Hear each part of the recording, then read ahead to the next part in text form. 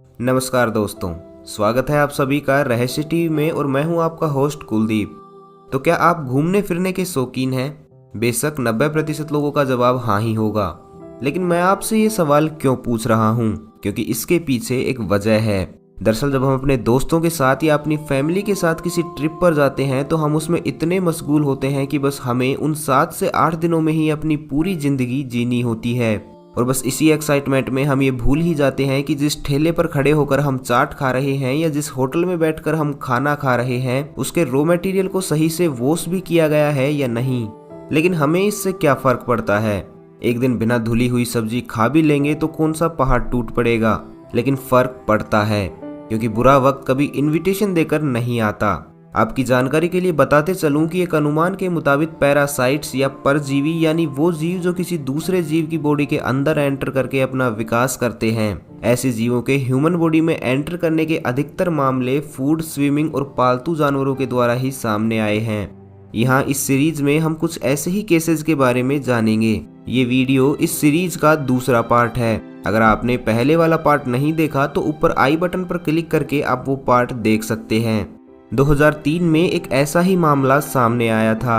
हुआ यूं कि एक दिन 34 वर्षीय जॉन फिगी अपनी वाइफ लीसा और 2 बच्चों के साथ पेंसिल्वेनिया में अपने घर के बाहर बैठे थे। तभी अचानक जॉन को चक्कर आने लगे। ये चक्कर कुछ वैसे ही थे जैसे कुछ दिनों पहले उन्हें तब आए थे जब वो ऑफिस जाने के लिए ड्राइविंग कर रहे थे, और तब इन्हीं चक्करों के कारण वो रोड पर फोकस नहीं कर पा रहे थे। लेकिन 1 मिनट बाद सब नॉर्मल हो गया। जॉन को लगा कि शायद ऐसा थकान की वजह से हुआ हो, लेकिन आज फिर से वैसे ही चक्कर का आना किसी अनहोनी की ओर संकेत कर रहा था। कुछ दिनों बाद वापस उसी साइकिल की शुरुआत हुई, लेकिन इस बार ये पहले के मुकाबले काफी खतरनाक थे। इतने खतरनाक कि जॉन अपना बैलेंस भी मेंटेन नहीं कर पा रहे थे। चक्कर और संतुलन ना बना पाने ने एक नए सिम्टम्स को जन्म दिया, लगातार जी मिचलाना। जॉन और उसकी वाइफ अभी भी यही समझ रहे थे कि ये कोई पेट की समस्या है जो इन सब सिम्टम्स की जड़ है। इसलिए जॉन ने बिना किसी डॉक्टर्स की सलाह के दवाइयां और पेन किलर लेना शुरू कर दिया। लेकिन 1 सप्ताह तक लगातार दवाइयां लेने के बाद भी कोई फर्क नहीं पड़ा, बल्कि इसके उलट जॉन की हालत इतनी खराब हो गई थी कि अब वो अपने पैरों पर खड़े भी नहीं हो पा रहे थे, क्योंकि उनका ब्रेन उनके शरीर का बैलेंस भी नहीं बना पा रहा था। फाइनली उनकी पत्नी उन्हें एक लोकल हॉस्पिटल में लेकर गई, जहां डॉक्टर्स ने जांच के बाद ये निष्कर्ष निकाला कि ये सब सिम्टम्स इनर ईयर में इन्फेक्शन की तरफ इशारा कर रहे हैं। इसलिए उस डॉक्टर ने जॉन को कुछ दवाइयां देकर बेड रेस्ट की सलाह दे दी। लेकिन करीब 1 सप्ताह की दवाइयों और बेड रेस्ट के बाद भी जॉन की हालात में कोई सुधार नहीं हुआ। इनफैक्ट सिम्टम्स और भी ज्यादा खतरनाक होते जा रहे थे। लगातार चक्कर और जी मिचलाने के कारण अब जॉन को एहसास हो चुका था कि ये कोई नॉर्मल इन्फेक्शन नहीं है। इसलिए इस बार जॉन शहर के एक प्रतिष्ठित हॉस्पिटल में पहुंचे, जहां से उन्हें न्यूरोलॉजी डिपार्टमेंट में रेफर कर दिया गया। यहां उनके केस को डॉक्टर डैनियल करमन हैंडल कर रहे थे, जो उस समय यूनिवर्सिटी ऑफ पेंसिल्वेनिया में न्यूरोलॉजिस्ट थे।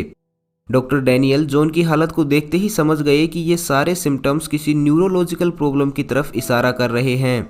इसलिए डॉक्टर डैनियल ने जॉन के साथ एक छोटा सा टास्क परफॉर्म किया, जिसमें जॉन को पहले अपनी नाक को टच करना था और फिर डॉक्टर के हाथ को।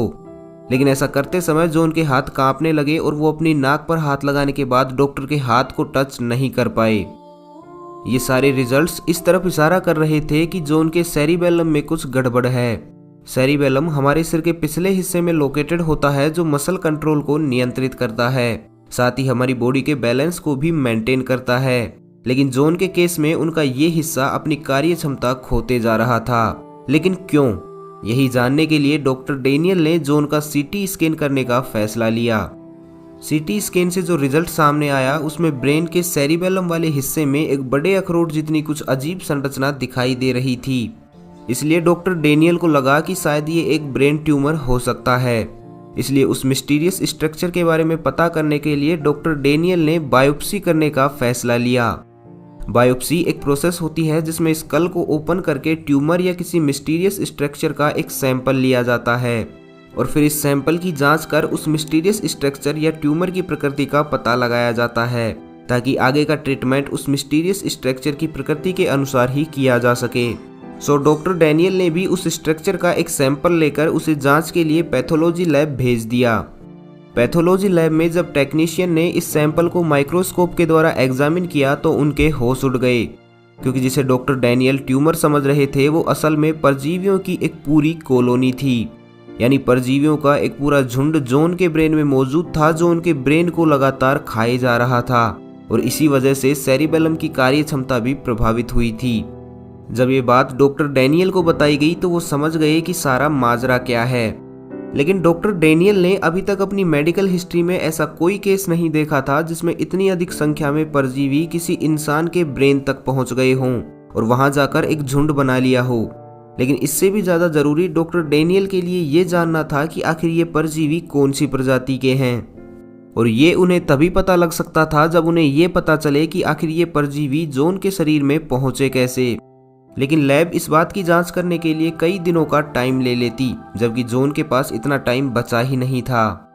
इसलिए डॉक्टर डैनियल ने जॉन की पत्नी लीसा से पूछताछ शुरू की। डॉक्टर डैनियल का पहला शक खाने पर गया, क्योंकि यही वो मुख्य जरिया होता है जिसके द्वारा अधिकतर परजीवी ह्यूमन बॉडी में एंटर करते हैं। लेकिन लीसा के बताए हुए डिस्क्रिप्शन और लैब से मिली उस परजीवी की संरचना के अकॉर्डिंग जब डॉक्टर डैनियल ने जांच शुरू की तो उस स्ट्रक्चर से मिलता जुलता ऐसा कोई परजीवी रिकॉर्ड में नहीं मिला जो यूनाइटेड स्टेट में पाया गया हो और खाने के द्वारा ह्यूमन बॉडी में एंटर करे।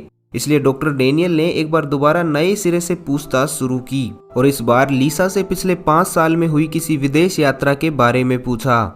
तब लीसा ने बताया कि करीब 6 साल पहले 1998 में वो अपनी फैमिली के साथ ईस्ट अफ्रीका में गए थे, जहां उन्होंने करीब 1 हफ्ते की छुट्टियां बिताई थी और इस दौरान उन्होंने विक्टोरिया झील में स्विमिंग भी की थी।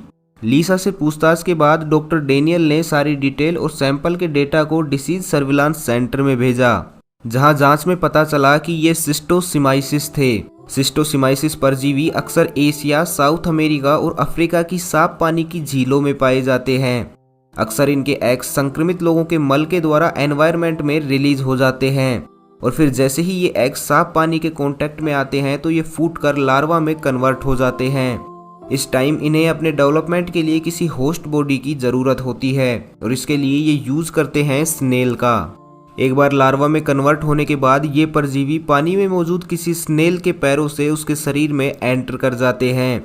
स्नेल के अंदर ये अपने आप को विकसित करते रहते हैं। जैसे ही ये सिखेरी फॉर्म तक विकसित हो जाते हैं तो वापस पानी के अंदर आ जाते हैं। इस टाइम इन्हें अपने डेवलपमेंट के लिए इंतजार रहता है किसी दूसरी होस्ट बॉडी का। जैसे ही कोई इंसान पानी में एंटर करता है तो उसकी स्किन के द्वारा रिलीज किए जा रहे फैटी एसिड से अट्रैक्ट होकर ये परजीवी अपनी माइक्रोस्कोपिक टेल की सहायता से तैरते हुए अपने नए होस्ट की तरफ बढ़ते हैं। एक बार अपने होस्ट तक पहुंचने के बाद ये ह्यूमन स्किन को 3 शॉर्ट स्टेज में पेनिट्रेट करते हैं। फर्स्ट स्टेज में ये स्किन से अटैच होते हैं और फिर पेनिट्रेशन के लिए एक सही जगह का चुनाव करते हैं। अक्सर ये जगह हमारे हेयर फॉलिकल्स होते हैं। यहीं से ये परजीवी हमारी स्किन में कुछ दूरी तक एंटर करते हैं और फिर वहाँ एक केमिकल रिलीज करते हैं जो स्किन में एक बहुत बारीक सा छेद कर देता है, जिसके थ्रू ये परजीवी स्विम करते हुए ह्यूमन बॉडी के अंदर पहुंच जाते हैं। ह्यूमन बॉडी के अंदर ये लार्वा ब्लड वेसल्स के थ्रू लीवर के नजदीक पहुंचते हैं और वहीं खुद को अडल्ट वर्म के रूप में डेवलप करते हैं। जैसे ही इन वर्म का विकास क्रम पूरा होता है तो ये लीवर के बाहर आकर प्रजनन करते हैं, जिसके बाद मादा परजीवी आंतों के आसपास ब्लड वेसल्स में अपने अंडों को छोड़ देती है। इसके बाद नॉर्मली होता ये है कि ये अंडे आंतों में चले जाते हैं और मल के द्वारा बाहर निकल जाते हैं, जहां से इनका लाइफ साइकिल वापस उसी तरह चलता रहता है। लेकिन यहाँ जॉन के केस में कुछ बहुत खतरनाक हुआ था। दरअसल जॉन की बॉडी में जब 2 वर्म्स प्रजनन कर रहे थे तो गलती से वो ब्लड के फ्लो के साथ जॉन के ब्रेन में सेरिबेलम वाले हिस्से में पहुंच गए और वहीं अपने अंडों को छोड़ दिया। सामान्यतः सिस्टोसिमाइसिस ह्यूमन बॉडी में करीब 20 सालों तक अनडिटेक्टेड रह सकते हैं और इस दौरान अपनी लाइफ साइकिल में एक सिस्टोसिमाइसिस परजीवी मिलियंस ऑफ एग्स प्रोड्यूस करता है। यानी करीब 6 साल पहले जॉन के शरीर में एंटर हुए एक परजीवी ने वहां अपनी पूरी कॉलोनी बसा ली थी, जो अब धीरे धीरे जॉन के ब्रेन को खाए जा रही थी। इसलिए अब वक्त था जॉन को इन परजीवियों से आज़ाद करवाने का। लेकिन जब कभी भी डॉक्टर ब्रेन में मौजूद किसी परजीवी को मारने के लिए ट्रीटमेंट करते हैं तो उस सिचुएशन में परजीवी तो मर जाते हैं, लेकिन वो मरते मरते एक जहरीला केमिकल भी रिलीज कर देते हैं जो ब्रेन में सूजन पैदा कर सकता है और यहाँ तक कि ऐसी सिचुएशंस में पैरालिसिस और डेथ होने के चांसेस भी रहते हैं। इसलिए डॉक्टर डैनियल ने इन परजीवियों को सर्जरी के द्वारा ही रिमूव करना ठीक समझा। लेकिन सर्जरी के 1 वीक बाद तक भी डॉक्टर्स ये बता पाने में असमर्थ थे कि जॉन कब रिकवर होना शुरू करेंगे। हालांकि उन्हें हॉस्पिटल में रखकर ही उनकी हालात में हो रही इम्प्रूवमेंट को मॉनिटर किया जा रहा था। फाइनली 2 वीक के बाद जॉन को हॉस्पिटल से डिस्चार्ज कर दिया गया, जिसके बाद धीरे धीरे उनकी हालात में इम्प्रूवमेंट होने लगा। लेकिन जब डॉक्टर्स ने सर्जरी के द्वारा निकाले गए परजीवियों को माइक्रोस्कोप की सहायता से देखा तो वहां इतने एक्स और अडल्ट परजीवी मौजूद थे जिन्हें गिन पाना भी असंभव था। यानी अगर सिर्फ 1 और वीक तक भी जॉन की ब्रेन सर्जरी ना की जाती तो ये परजीवी उन्हें एक खतरनाक लेवल पर नुकसान पहुंचा सकते थे, जिसका रिकवर हो पाना पॉसिबल ही नहीं था। इवन ये नुकसान उनकी डेथ तक भी पहुंच सकता था, जबकि उनकी फैमिली को ये पता ही नहीं चलता कि उनकी मौत की असल वजह 6 साल पहले अफ्रीका में बिताई गई छुट्टियां थी। सो फ्रेंड्स, अगर आप भी कहीं बाहर घूमने का प्लान बना रहे हैं तो उस एरिया के बारे में थोड़ी रिसर्च जरूर कर लेना कि वहां कौन कौन से खतरे मौजूद हो सकते हैं, क्योंकि बुरा टाइम कभी भी बताकर नहीं आता। तो बस आज के लिए इतना ही। और अगर आप चाहते हैं कि मैं इस सीरीज को आगे भी कंटिन्यू करूं तो यार आप लोगों को बस एक काम करना है, वीडियो को लाइक और कमेंट बॉक्स में कमेंट जरूर करना है। मैं मिलता हूं आपसे अगले शनिवार को शाम 6 बजे। तब तक के लिए खुश रहें, मस्त रहें, हंसते रहें। भगवान करे आप सभी का दिन शुभ हो।